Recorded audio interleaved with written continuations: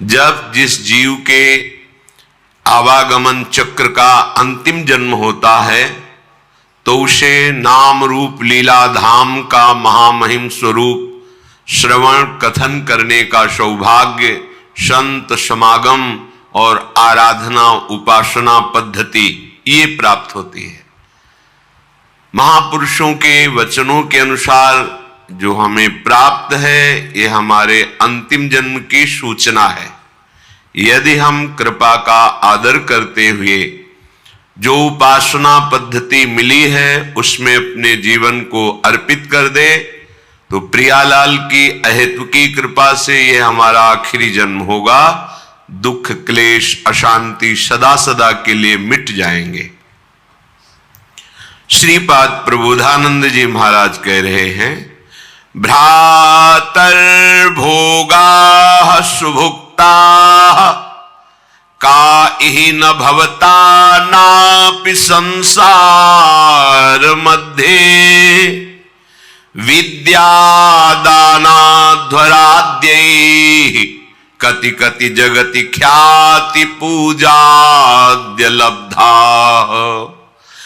अद्याहारे पियादृच्छिक उर्गुणवानप्यहो संवृतात्मा श्रीमद वृंदावनेस्मिन् सतत मट सखे सर्वतो मुक्त संगः। हे भाई, यदि तुम्हारा मन ऐसा प्रलोभन दे रहा हो आपको कि ये भोग तो भोगा नहीं, अगर भोग लूं तो हमारा मन शांत हो जाएगा, ऐसी बात मत मानना। ये आपको फंसा रहा है, क्योंकि भ्रातर भोगा सुभक्ता का इह न भविता नापि संसार मध्य, कोई ऐसा भोग नहीं है जो तुमने संसार में भोग ना लिया हो, क्योंकि तुम्हारे बहुत जन्म हो गए हैं। इस माया के प्रभाव से पूर्व स्मृति नष्ट हो जाने के कारण तुमको ऐसा लगता है कि अगर ये मैं भोग लूं तो मेरा मन शांत हो जाए, तो ये तुम्हारे साथ धोखेबाजी खेल रहा है। तुम्हारा अंतःकरण जो बुद्धि मन चित्त अहंकार है ये तुम्हारे साथ धोखेबाजी कर रहा है। जब इसे भोगों में उतारोगे तब ये फिर निर्णय करेगा। अंतःकरण इसमें वो नहीं, इसमें होगा सुख, इसमें नहीं इसमें होगा, पूरा जीवन बर्बाद कर देगा। कौन सा ऐसा भोग है जो तुमने उपभोग नहीं किया? सुभुक्ता खूब अच्छी तरह से भोगा है, पर इस माया ने ऐसे विस्मरण को प्रकट कर दिया है कि तुम्हें होश ही नहीं है। तुम्हें लगता है मैं पहली बार संसार में आया हूं तो पहली बार तो मुझे भोग लेना चाहिए। एक धनी घर के उपासक वैराग्य भावना से चलने की चेष्टा कर रहे थे तो परिक्रमा में मिलते थे। एक बार उन्होंने कहा, मेरा मन ऐसा कहता है, जैसा ये महापुरुष जन इशारा करते हैं कि एक बार तो मैं भोग के देख लूं तो अपने मन को समझा लूंगा। नहीं, ये ऐसी फिसलन है, इसमें जो फिसला तो गुरु कृपा हरि कृपा ही आपको पुनः चढ़ा सकती है, नहीं तो ये फिसलता ही चला जाएगा, पकड़ में नहीं आएगा। फिर आप ये उत्साह भी खो देंगे कि मुझे परमार्थ में चलना है। देख लेना, ये उत्साह भी खो देंगे। जैसे जैसे आप धर्मयुक्त विषयों का सेवन और अधार्मिक क्रियाओं का त्याग, वैसे वैसे आप में एक ऊर्जा शक्ति, एक अध्यात्म बल, निर्णय करने की शक्ति, दुखों को सहने की शक्ति, कोई तुम्हें परास्त नहीं कर सकता, ऐसा एक ओज तेज बल ये प्रकट हो जाएगा। ये जो आप निराश हताश उदास इसी मन की सलाह के कारण हुए हैं।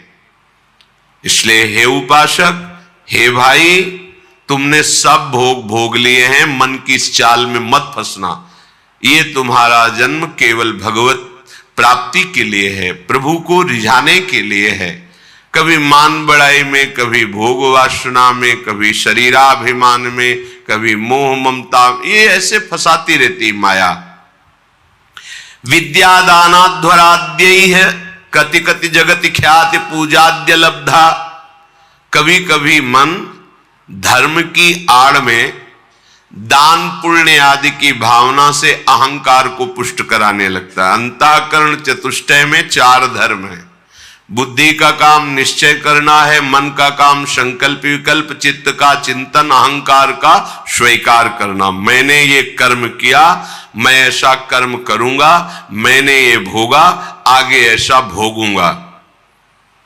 ये जो अहंकार को पुष्ट करने के लिए धर्म की आड़ में दान पुण्य आदि करते हुए हम अहम को बढ़ावा देते, ये माया का फसाव है।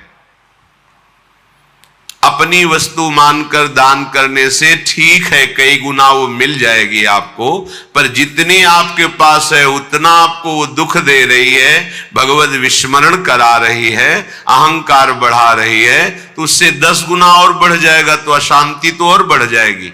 तुम्हें लगता है वैभव बढ़ने से शांति होती है? नहीं, ज्ञान बढ़ने से शांति होती है। त्यागाच्छांत्यनंतरम, विवेक के द्वारा असत वस्तु, असत पदवी, असत क्रिया, असत चिंतन, जब इनका त्याग होता है तो शांत हमारा स्वरूप है, क्योंकि हमारे अंशी भगवान का शांत स्वरूप है। शांताकारम भुजग शयनम। देखो, कोई सांप पे लेट के भी शांत रह सकता है, और ये तो भगवान शेष जी और उनकी गोद में लेटे हुए हमारे प्रभु कैसे शांताकारम। तो हमारा स्वरूप क्या है? शांत है। शंकर सहज स्वरूप सम्हारा, लाग समाधि अखंड अपारा। अखंड अपार समाधि, परम शांति।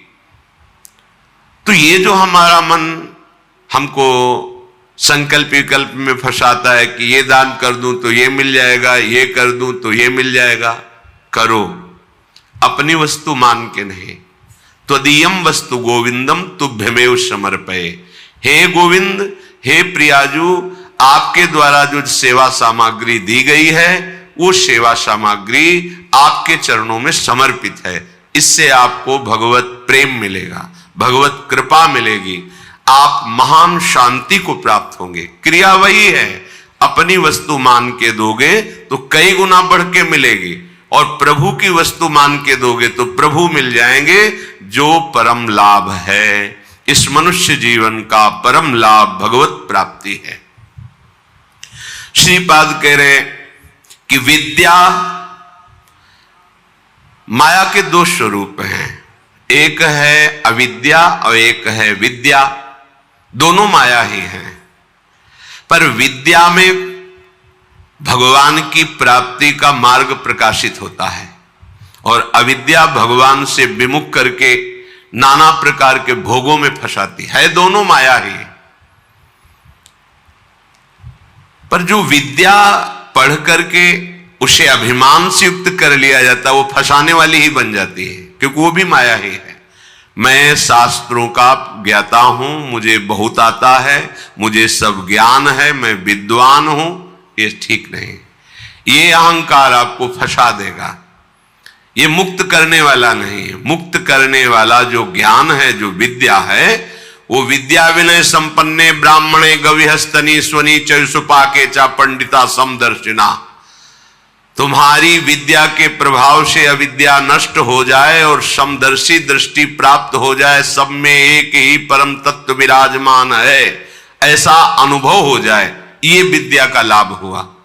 पर हम विद्वान होकर विद्याभिमान करके अगर अपने को और बांध रहे तो विद्या नहीं है, वो अविद्या ही है। श्रीपाद कह रहे हैं जगत ख्याति पूजाद्य लब्धा। कोई मुझे बहुत अच्छा कहे, बहुत बड़ा दानी है, बहुत भगत है, बहुत सेवक है, आदि आदि, यदि ऐसी सुनने की इच्छा है, आपको ऐसी ख्याति पाने की इच्छा है, तो ये भी माया का जाल है, जो आपको आवागमन में बांध करके कष्ट देगा, विश्वास कीजिए महापुरुषों के वचनों पर। जब आप अखिल लोक चूड़ामणि भगवान के दासत्व से युक्त हो जाएंगे, उनके महामहिम नाम का जप, उनकी चरण सेवा, उनके गुण कीर्तन, तो आपका यश तो अपने आप हो जाएगा। पर यदि आप चाहेंगे यश और उसमें राजी रहेंगे तो आपका परमार्थ नहीं बनेगा। स्वार्थ तो जय जयकार लोग करेंगे पर परमार्थ नहीं बनेगा। फिर लाभ क्या मिला? अद्याहारेपि यादृच्छिक उर्गुण वानप्य हो समृतात्मा। अब तुम हमारी बात मान लो, श्रीपाद कह रहे हैं अद्याहारेपि यादृच्छिक, भगवान की जैसी इच्छा हो, जो वो तुम्हें जिस परिस्थिति में रखे हैं उसमें संतुष्ट हो जाओ। जथा लाभ संतोष सदा काहू सो कछु न चाहोगे। अपनी ऐसी वृत्ति बनाओ कि भगवान से भी मांगने की इच्छा ना हो। जैसे वो मुझे रख रहे मैं उसमें राजी हूं। ये बहुत बड़ी उपलब्धि है, बहुत बड़ी सिद्धि है ये। इसी से सारी कामनाएं नष्ट हो जाती है। बिन संतोष न काम न साही और अछत काम सुख सपने नाही। बिना संतोष के कामना का नाश नहीं होता, और जब तक कामना रहती तब तक स्वप्न में भी जिसे सुख कहते हैं उसका अनुभव नहीं होता। जागृत की कौन कहे? आप कामना में ही सुख ढूंढ रहे हैं, और सिद्धांत कह रहा है कि अछत काम सुख सपने नाही। यदि हृदय में कामना है तो स्वप्न में भी सुख नहीं मिलेगा। कामना कैसे नष्ट होगी? बोले जथा लाभ संतोष सदा काहू सो कछु न चाहूंगो। मैं सदा संतोष धारण करूंगा कि मेरे प्रभु ने जैसा विधान कर दिया है हमारे लिए पर्याप्त है।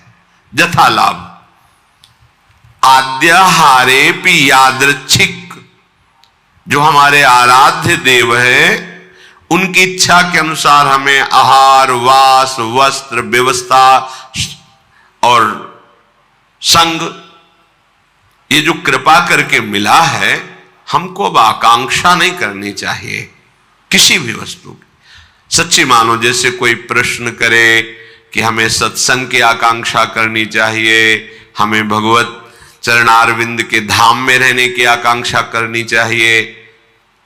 यदि आप ठीक से भजन करते हो तो आपको कोई आकांक्षा करने की जरूरत नहीं। आगे से आगे वो जहां पहुंचाना जो करना है अपने आप करेंगे। हम वृंदावन को जानते भी नहीं थे, पहली बार स्मरण हुआ कैसा होगा वृंदावन, क्योंकि अपने लोगों की अंतर्दृष्टि रहती थी, एक एक हरकत पर नजर थी अंदर की, बाहर का तो मतलब ही नहीं था। भगवान की ऐसी असीम कृपा रही है कि यौवन अवस्था में कभी कहीं भरपेट भोजन मिला हो तो मिला हो, ना कोई गर्म कपड़े पहनना, ना जीवन में कभी पंखा चलाना। ये ऐसी दुनिया का प्रपंच तो बहुत दूरी बात है, कभी पंखा के नीचे सोए हो ऐसा अनुभव नहीं है वृंदावन के सिवा। एकमात्र अंतर्दृष्टि, मेरी वृत्ति कहां है, बस इसी पर रहती थी। कहां है मेरी वृत्ति? बस हर तरह से इस मन को देखा है। जैसे लोग कहते हैं ना, मामू को मार्ग में पीएचडी किए, तो साधक उपासक साधु महात्मा केवल मन पर दृष्टि रखते हैं। सारी पढ़ाई मन की है, इसमें और कोई बाहरी बातें नहीं है। इसमें परम सिद्धि का जो लाभ होता है वो केवल मन पर दृष्टि रखी जाती है। उसी को दृष्टि में रख करके सृष्टि से बचा के और भगवान के चिंतन में लगाना, बस एक लगन लगी हुई, कैसे ब्रह्म साक्षात्कार हो, कैसे वहां कोई ये गुंजाइश नहीं थी। भोग सामग्री, भोग वार्ता, भोग दृश्य, घाटों में कहां गुंजाइश? दोपहर की तपती धूप में पंडों की छतुरी के नीचे, और रात्रि में वही घाटों में थोड़ी देर भिक्षुकों के बीच में बैठ जाना, जो मिला मिला, नहीं तो हर हर महादेव, शांत एकदम। ब्रह्मचर्य और संयम का बड़ा बल होता है। कभी निराश हताश और ऐसा नहीं कि चलने लायक नहीं, ऐसा कभी अनुभव जीवन में नहीं हुआ। आप समझिए वो परिस्थिति अगर ना मिलती तो शायद है कि वो अनुभव भी ना होता जो अनुभव। एक जो निश्चिंतता, निर्भयता, एक ठसक, हर समय नवीन उत्साह, वो भगवान ने जैसी परिस्थिति चयन की थी उसी में राजी होने से हो गया। एक बार इतने भूख से व्याकुल हुए तो दो संत आए काशी के, और ऐसा कहाँ रहते हो? घाटों में रहते। भोजन जो महादेव जी दे देते। या घाटों में कौन देता है? अन्नपूर्णा। कभी सतुआ इतना जिससे भिखारियों को लोग बांटते हैं, 2-4 किलो सतुआ लिया, 50 बैठे हैं, ऐसे से डाल दी। तो कमंडल का ढक्कन होता था ऐसे रखा, कोई एक पीस बर्फी रख दी ऐसे, बोले आओ चलो आज तुम्हें भोजन पवाते हैं। को देखो मन की बात प्रभु ने सुन ली, लेकिन हंसी की बात, ले गए कमरे में बैठाला और 2 घंटे बाद आए।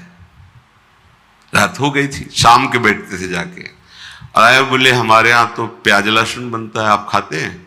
नहीं, ये तो नहीं बन। अच्छा महादेव। हाँ निकले, खूब हंसे कि मन देखा तेरी चालबाजी नहीं चली। नियम लिया था कहीं नहीं जाएंगे, पर इतनी व्यवस्था हम अपनी तरफ से ले गए, और देखा तुम्हें उत्तर दिया महादेव, चल आज के बाद कोई बुलाए भी तो नहीं जाला है। जथा लाभ संतोष सदा का, ये बहुत बड़ी उपलब्धि का मार्ग है। चाहे गृहस्थ हो चाहे विरक्त हो, जैसी परिस्थिति प्रभु ने दी है, सच्ची मानिए तुम्हारे कल्याण के लिए वैसी परिस्थिति आवश्यक है। आप कह सकते हो बड़ा घर में प्रतिकूलता रहती, जरूरी है प्रतिकूलता। भगवत प्राप्ति के लिए जो तुम्हें प्रतिकूलता मिली जरूरी है, बड़े बड़े सिद्ध भक्तों को मिली है। आप तो अभी भक्ति के मार्ग में कदम रखना चाहते हैं, और जो भक्ति के सुभट हैं उनके साथ भारी से भारी प्रतिकूलता हुई। हम प्रतिकूलता का निरादर न करें, वो भगवत कृपा है जो मुझे दलदल से निकाल रही है। सबका स्वरूप सामने आ रहा है। रहीमन विपदा हो भली जो थोड़े दिन होए, हित अनहित या जगत में जान परे सब कोय। तो अद्याहारे भी यादृच्छिक उर्गुण वा नप्य हो समृतात्मा। जब आपको जैसी परिस्थिति में रखा गया उसके बदलने के लिए आप दिखावा न कर दे। दिखावा होता है। ब्रह्मबोध प्राप्त करने के लिए एक महापुरुष मिले थे, उन्होंने कहा था कि अपने गुणों को प्रकाशित ना करे, मौन का आश्रय ले, और ऐसे जैसे कोई विक्षिप्त हो ऐसे रहे, फिर उसकी जो यथालाभ व्यवस्था होती उसमें रहे तो उसे बहुत जल्दी ब्रह्मबोध प्राप्त हो जाता है। अपने गुणों को प्रकाशित करके, अपनी महिमा को प्रकाशित करके उसका उपभोग करने लगे तो फिर वो स्थिति से गिर जाता है, वो उस चरम अवस्था को प्राप्त नहीं होता। गंगा किनारे एक से एक महापुरुष, एक से एक दिव्य अनुभवी महापुरुष, यहां कह रहे उर्गुण वानप्य हो समृतात्मा। आप अपने गुणों को प्रकाशित करके ऐसा कहीं उपभोग तो नहीं कर रहे, अपने सम्मान का गुण प्रदर्शित करके, चाही हुई वस्तुओं का, मानी हुई मान्यता का यदि उपभोग कर रहे हैं तो आप अपने मार्ग से गिर जाएंगे। आपको गुण प्रदर्शन नहीं करना। हम प्रभु के गुण गा रहे हैं, प्रभु का नाम कीर्तन कर रहे हैं, प्रभु की सेवा कर रहे हैं, प्रभु का जस गा रहे हैं। हजारों को लाभ मिले, लाखों को लाभ मिले, करोड़ों को मिले, सबका मंगल हो, कोई परेशानी। यहां कह रहे कि अपने गुणों का प्रदर्शन करके प्राप्त विषयों का सेवन उपभोग करना, विषय आए स्वीकृत नहीं हृदय में, जथा लाभ संतोष सदा। महलों में रखो चाहे झोपड़ी में वास दो, कोई प्रश्न नहीं है। चित्त का समाधान हो चुका है, अब कोई परेशानी नहीं है, कोई खुशी नहीं है, कोई दुख नहीं है। बहुत उत्तम स्थिति का वर्णन कर रहे हैं उपासक के। श्रीमद वृंदावनेस्मिन सतत मठ सखे सर्वतो मुक्त संगा, ये अमृतमय वचन। वृंदावन में तुम्हारा आगमन हुआ, वृंदावन का आश्रय लिया, वृंदावन का वास, तो यहां किसी का संग मत करना। कह रहे हैं सखे सर्वतो मुक्त संगा। सर्व संग और संत संग इस सर्व में नहीं आता।